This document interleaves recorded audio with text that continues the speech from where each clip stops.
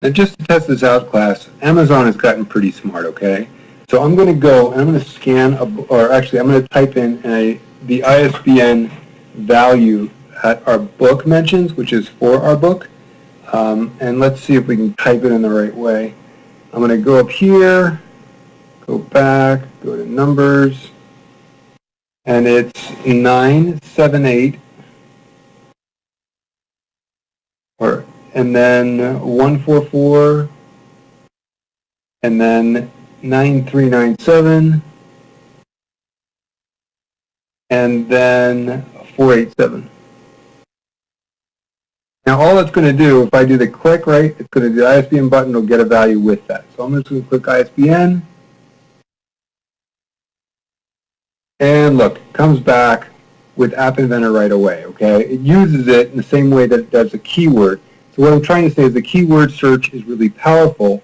It'll take an ISBN, it'll take a keyword, it'll do it all. But the way the book tells us to do this is that we use a join, okay, and we just change it a little bit. We go here, we take a join, here,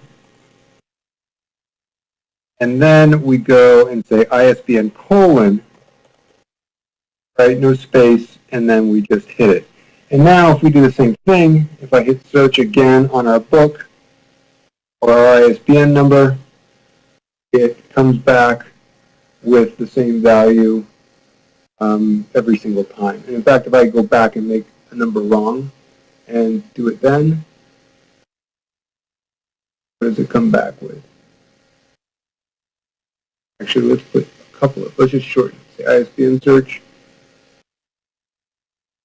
Now you'll notice that it doesn't do anything, or it doesn't appear to do anything, because in our code we never reset this label to be anything other than what it is, okay? So I could put any number up here. Let's just clear it out just to see. If I go ISBN results label, and I set the text, and let's just set it to ISBN for a second, right? And I say do it. Now the text will change here, and it should show up. Okay. Now if I click the search by ISBN number, it's the wrong number. It doesn't find anything, and it doesn't change it. So I don't want to give you the impression that it'll find any number here, right? Now if I go back and I get rid of this, and I put this in here, okay, now I'm just going to force it to look for something ISBN colon. So if I click on the search button right here, again, App Inventor doesn't, or the program doesn't find anything, okay? So I was just giving you a demonstration that we can go and use ISBN properly. And now if I go and type in the real number, which once again is 9781, 9781 449 9397 487, and hit search by ISBN, and then it finds it. So we're in good shape. This is exactly what we want. Now what we have to do is hook up the scan feature, and that's pretty easy, okay? What we want to do is for the scan, and actually before we do that, the book tells us that we should really go and give our users a little bit of feedback. So let's take the results label, and we'll set the text, and before we go and make our call to the database, we're going to go and say, searching Amazon. Say,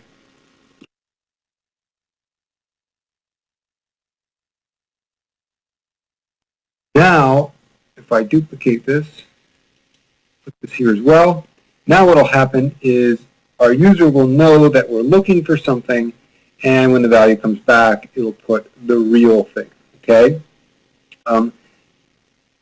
Now one other thing we could do for our users if we wanted is we could go here and say, if something is not a list, we could go and duplicate this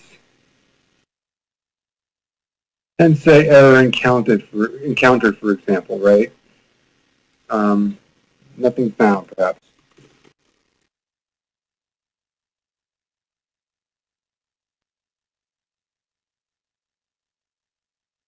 Okay, so now we've got our app set up. We'll do the scan next.